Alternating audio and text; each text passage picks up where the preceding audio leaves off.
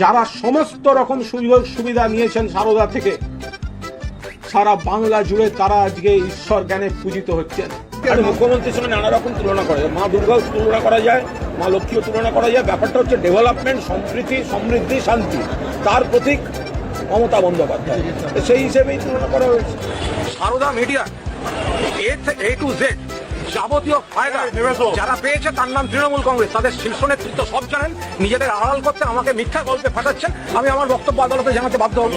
জ্যোতি বসুর রেকর্ড মুখ্যমন্ত্রিত্বটা, সেই রেকর্ড ভেঙে দেবেন মমতা বন্দ্যোপাধ্যায়।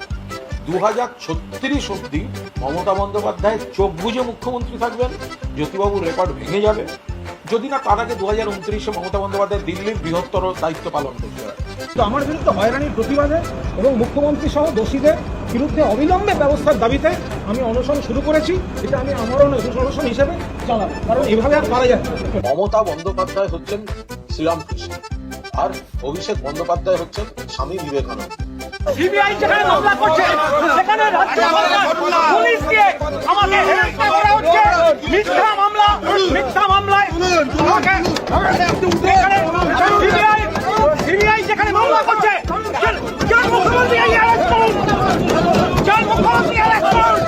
নেতাজি সুভাষচন্দ্র বসুও কিন্তু আলাদা দল নিয়ে তিনি দলীয় রাজনীতিতে সফল হতে পারেননি। তিনি একটা ঐতিহাসিক বিপ্লবী, স্বাধীনতা সংগ্রামী, তিনি নেতাজি, কিন্তু সংসদীয় রাজনীতিতে দল করে ব্যর্থ হয়েছে।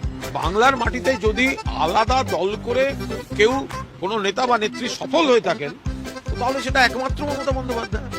সারদা মিডিয়ার এবং পরোক্ষ সুবিধা যদি সবথেকে বেশি কারোর কাছে পৌঁছে থাকে তাহলে তার নাম মমতা বন্দ্যোপাধ্যায়। আসুন আমরা এমন ভাবে চ্যালেঞ্জটা গ্রহণ করি, 2024 সালের 15ই অগস্ট দিল্লির লাল কেল্লা থেকে বাংলা তাঁতের শাড়ি পরা, হাওয়াই চপ্পল পরা বাংলার মেয়ে লাল কেল্লা থেকে জাতির উদ্দেশ্যে ভাষণ দেবেন। এই শপথ নিয়ে আমাদের আগামী লড়াই।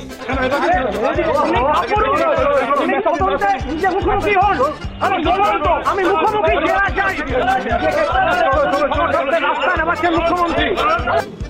আমি তৃণমূল কংগ্রেসের মুখপাত্র, তৃণমূল কংগ্রেস পরিবারের একজন সৈনিক হিসেবে এসেছি। আজকে আমার পেছন থেকে এই ছবি দুটোকে সরিয়ে নিন, মমতা ব্যানার্জি আর অভিষেক ব্যানার্জি। আমি বক্তৃতা করবো, সামনে চেয়ার ফাঁকা থাকলে কেউ শুনবে না।